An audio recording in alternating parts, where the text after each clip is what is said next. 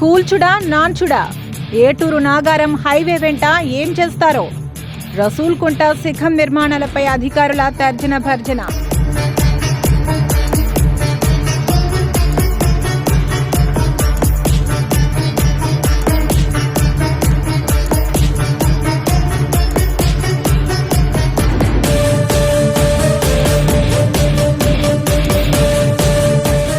ములుగు జిల్లా ఏటూరు Nagaram ITDA Y junction మధ్యలో ప్రధాన రహదారి వెంట ఉన్న రసూల్కుంట శిఖం భూములను ఆక్రమించి చేపట్టిన నిర్మాణాలను కూల్చుడా, ఉన్నతాధికారుల ఆదేశాలు వచ్చే వరకు నాన్చుడా అనే తర్జన భర్జనలో అధికారులు సతమతమవుతున్నట్లు సమాచారం.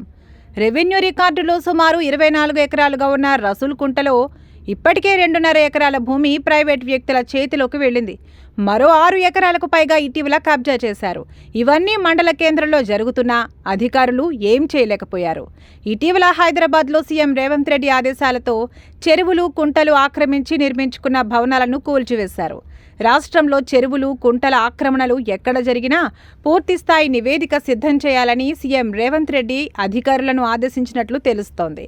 దీంతో అక్రమార్కులకు భయం మొదలైంది.